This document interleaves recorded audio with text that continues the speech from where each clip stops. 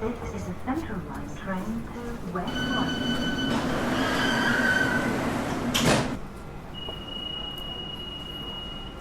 Ladies and gentlemen, exponential technology is changing the way we live, work, and play. But the human mind does not deal with exponential thinking very well. We are seemingly on the first step of a staircase that promises to carry us into an unknown future that many of us are simply not prepared for.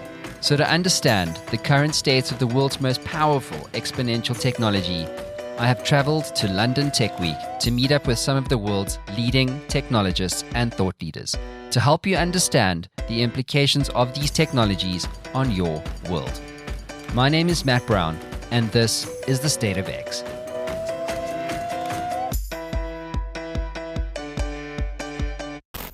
This is the biggest and most ambitious festival of technology this country has ever seen.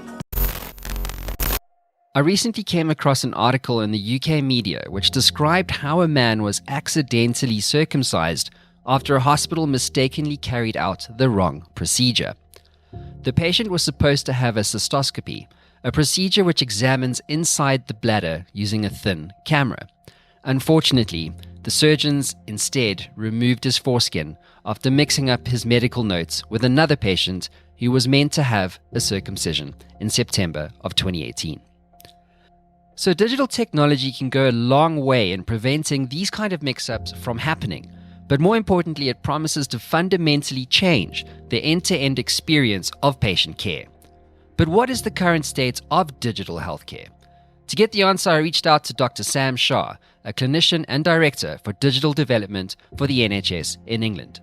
His main focus is using digital technology to optimize access to health services and contribute to health system efficiency whilst ensuring the best outcomes for patients. Hey guys, welcome to another cracking episode of State of X. I'm here with Sam Shah. He is the Director of Digital Development for NHS. a very important man in the health space. That's all you need to know.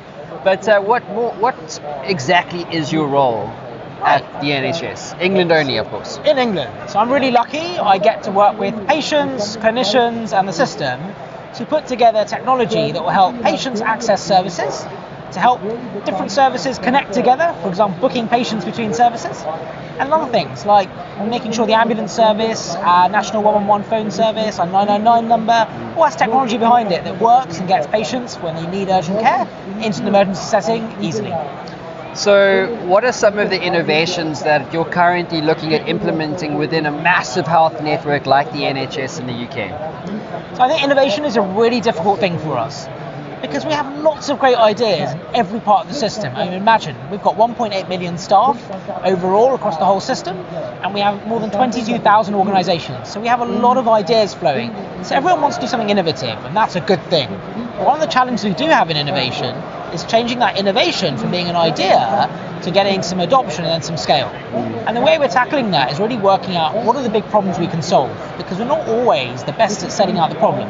Some of those things that we could do, and we're trying to focus on right now, is how do we do things like get the booking issue solved. So that's one of, I wouldn't say it's an innovation, but it's a technology program that we're trying to get into the system to help change the lives of patients. Other things that we're doing that might be innovative but aren't really innovations, other people here have already done them, is getting things into our telephony service to make it easier to identify patients. So if you were to phone up one of our services right now, you might have to repeat yourself and explain who you are and say it again. What if we can make that easier, that it's dealt with at the point at which you're phoning, the other person already knows who you are, and might even know a bit about you by that time. So those are things that we're trying to implement across an enterprise level. Know your patient.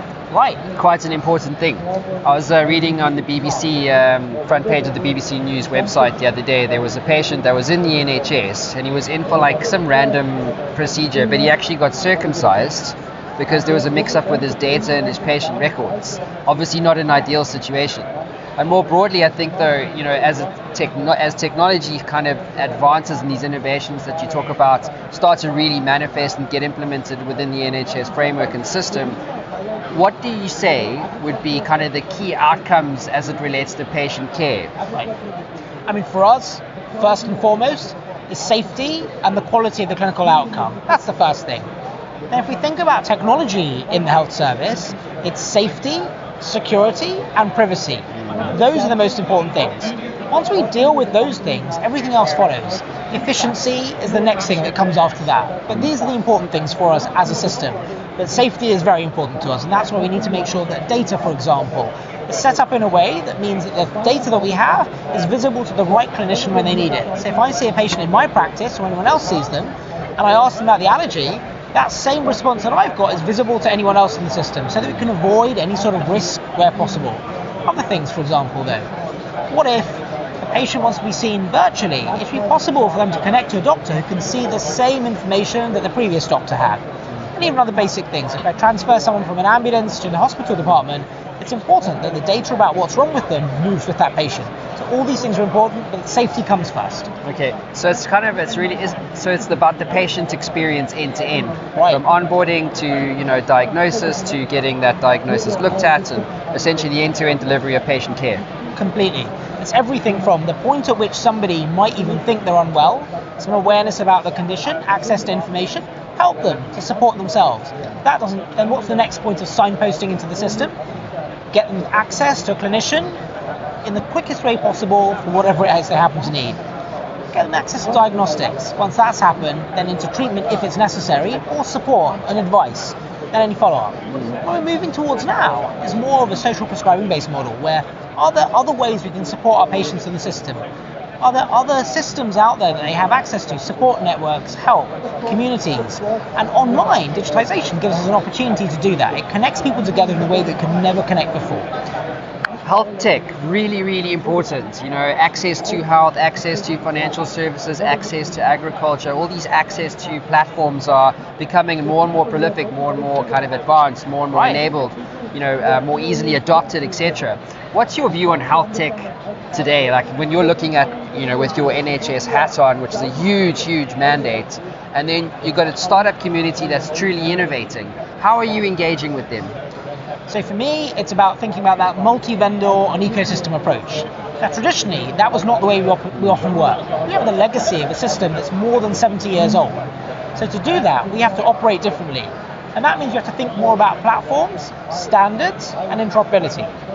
If we focus on those three things, we can develop and grow that ecosystem. We can help those small SMEs get in and know exactly what they're building towards, and make it easier for them to connect to us. Right now, they might have to connect to us 200 times. They might have to connect to us 400 times in different parts of the system.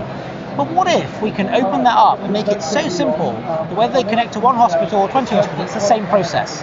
And that's one of the things we're aiming towards. So hopefully, if we move some of our data infrastructure to a platform-based approach, open that up and allow third parties to connect where it's safe to do so, they will help us to get care to patients, and we can democratize healthcare in a much easier way.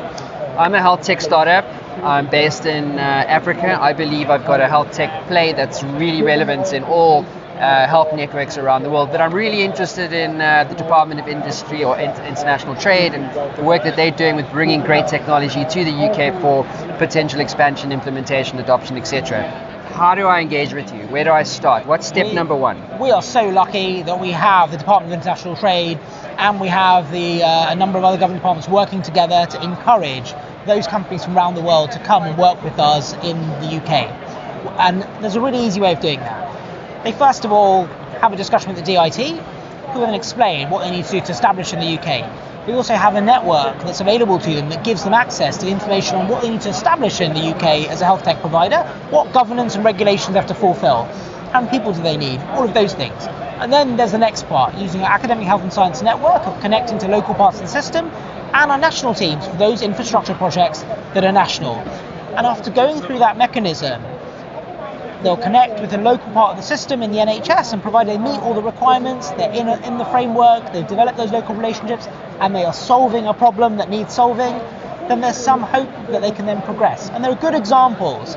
For example, I met with a company from Israel recently that's done that. They started off in Israel, they've scaled in the UK.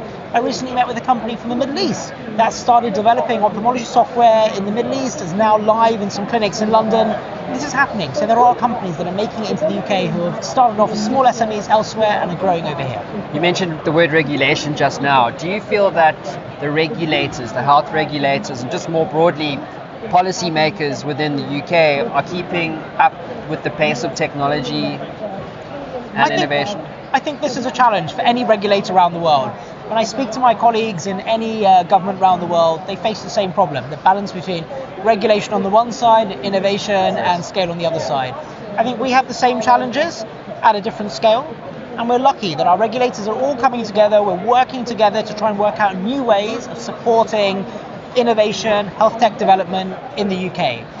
Now, it's never going to be perfect, but it's certainly a lot better than it was 10 years ago. And I certainly feel with the creation of NHS X, our new national body that's going to come together to bring innovation and technology into the NHS, we have to get much more consistency between our regulators. So it's not perfect, but it's getting a lot better. And I'm really pleased that our regulators are working together to create open standards, transparent rules on how technology providers can work in the NHS. Okay. Why do you do what you do? What gets you out of bed in the morning? I'm a clinician. I still see patients, and what's really important to me is patients get the best treatment they need in the most efficient way. And if we can do something that puts that healthcare back in the hands of the patient, and means that I can be the most efficient when I see those patients and making sure I meet their needs, that's important. In a publicly funded system that we all face around the world, there will never be enough resource to meet all the needs of patients out there. If we can do something that puts some of the control back into the patient's hands, empowers them to get the best out of healthcare, and allows us to make a difference, that's a good thing. Sam Shah, thanks for being on the show. Thank you very much. And a lot of people see Africa as too difficult because there are so many innovators, and in fact a lot of UK businesses are scared of going to Africa. Why though? Because they can't move as fast, right? It's actually a benefit to actually think that fast. We're so used to going, well, our development cycle is this long and we've got a set market and we've got incumbents and this is how the way things are done.